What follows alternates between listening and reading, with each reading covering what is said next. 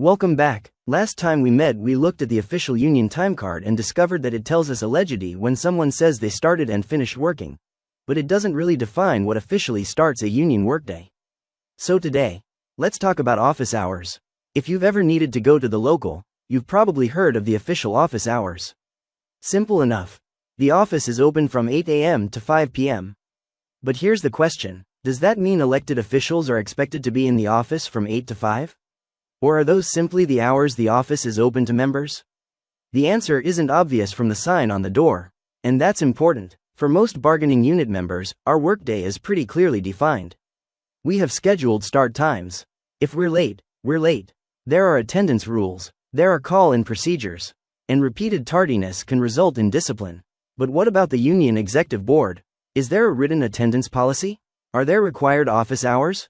Is there a written expectation for when the workday begins and ends? If there is, I'd genuinely like to read it. I know, reading policies probably isn't everyone's idea of a good Friday night, but somebody's got to do it. Now remember, union work doesn't always happen inside the office. Representing members at hospitals, attending meetings, handling grievances, returning phone calls, those are all legitimate parts of the job, and there's many more reasons work happens outside of the local office. So this isn't really about where someone is working.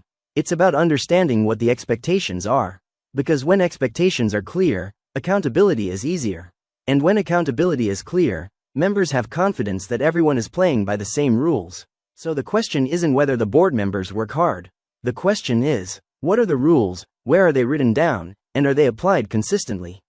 Some people may consider the beginning of their workday to be when they answer their first phone call, respond to an email, send a text, or join a Zoom meeting, even if they're still at home about to brush their teeth. So the question becomes, what exactly defines the official start and end of a union workday? Even though the office has posted hours of business being 8 to 5, there doesn't appear to be a detailed written policy that defines those expectations with the same specificity that many hospital employees are used to. For most bargaining unit members, your workday is pretty straightforward. You're expected to report to work on time, follow your department's attendance rules, and repeated tardiness can lead to discipline. But what if you're running late because of a dentist appointment? A tree fell across your driveway. Traffic on the 219 is backed up for miles because it's snowing. Your driveway turned into an ice rink. Or maybe you realized at the last minute your scrubs were still in the washing machine?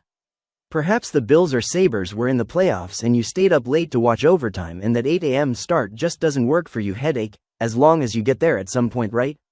For most members, being late is still being late, but not on Sweet Home Road. It seems there is not accountability for executive board members and where they may actually be when they're supposed to be working or when they're late to work, unlike our membership.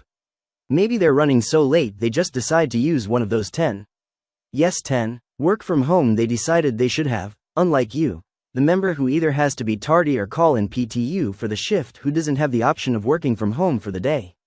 Seems like an unfair advantage, doesn't it? So naturally, members should ask, what are the expectations for union officials? Is there a written attendance policy? Are there established office hours? And if so, how are those expectations documented and applied? Those are fair questions, and they're exactly the kinds of questions this series is here to explore using the information and experiences that are available to us. Next time we're going to talk about something every employee understands: taking a day off. We'll look at PTO, PTU, schedule changes, and why members have been asking questions about how those processes work.